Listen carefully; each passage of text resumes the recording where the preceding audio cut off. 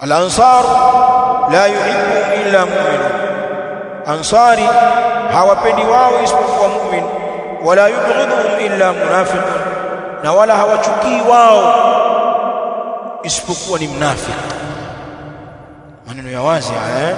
Faman ahabbahu Allah, na yeyote ambaye atawapenda wao atampenda yeye Allah, atawapenda ansar. Waman abghadahu Allah, na yeyote ambaye atawachukia hao ansar atamchukia yeye Allah. Kwa hivyo tunalitambua jambo hili kwamba masahaba wa Mtume sallallahu alaihi wa alihi wasallam, wakiwemo hawa tunaowazungumza al-ansar, wana daraja kubwa katika imani, bali mapenzi yetu kwao ni kipimo cha imani. Imani zetu zitasihi tukiwapenda na kuwaenzi, lakini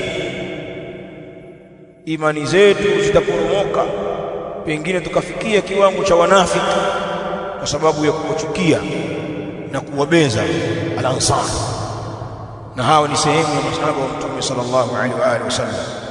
Kwa hivyo tuwe makini na makundi yanayojinasibu na Uislamu. Tena wengine wanazungumza kwa lugha za kuwapenda watu wa nyumbani kwa Mtume sallallahu alaihi wa alihi wasallam, kama wanaofanya mashia. Wakizungumza wanazungumza kwamba wao ni ansar wa ali baiti nabii sallallahu alaihi wa alihi wasallam, wao ni watetezi wa watu wa nyumbani kwa Mtume sallallahu alaihi wa alihi wasallam. Ndio nembo yao hiyo, kauli mbiu ni hiyo. Sisi tunawapenda ahlul bait na kuwatetea na kulinda heshima zao. Ukiangalia ahlul bait ni watu bora, wakina Ali bin Abi Talib, kina Jaafar bin Abi Talib, watoto wa Ali, wajukuu zake Mtume alayhi salatu wasalam, al-Hasan, al-Husayn, mama yao Fatima az-Zahra na wengineo, watu bora kabisa. Wao wanadai kwamba ndio wanawapenda hao na kuwatetea. Lugha hii ni lugha ya mtego, na hii ni nyavu, ili upate kuingia kwenye matundu wa kunasa. Ingia sasa kwenye vitabu vyao, kwenye maandishi ya maulama wao, kaa katika hauzati zao, usikilize darasa zao wakiwazungumza baadhi ya masahaba wa Mtume sallallahu alaihi wa alihi wasallam, bali wake za Mtume kama Aisha.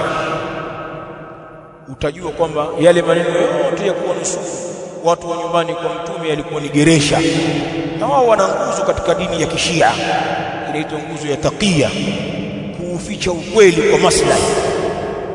Wakifanya hivyo wanafanya kwa itikadi.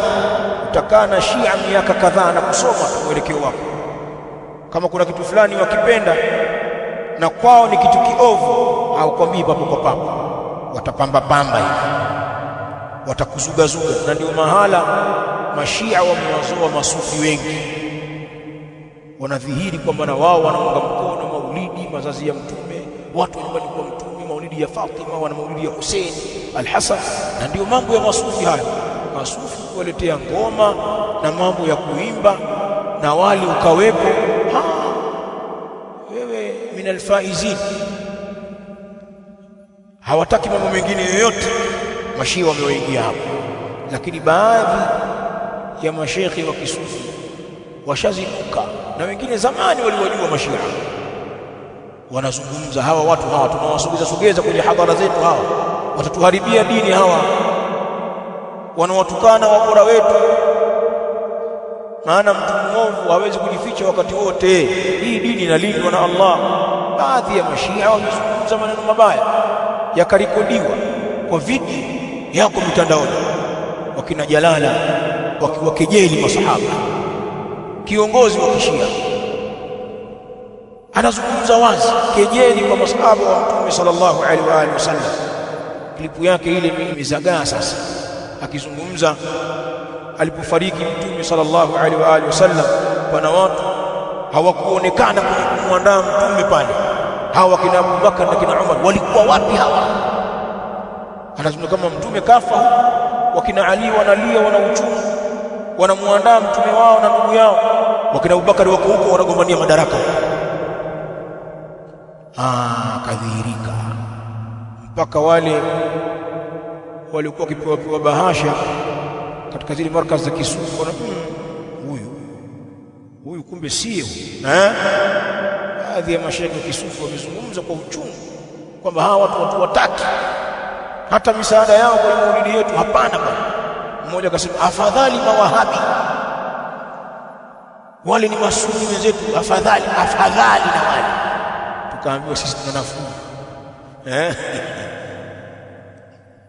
Kwa hiyo tusikubali ulaghai wa mashia, kwa kuwa wao wanauvunja msingi huu, na kuna mengine mengi mazito yanapatikana katika dini ya kishia, katika mambo yenye kupingana na Uislamu kabisa.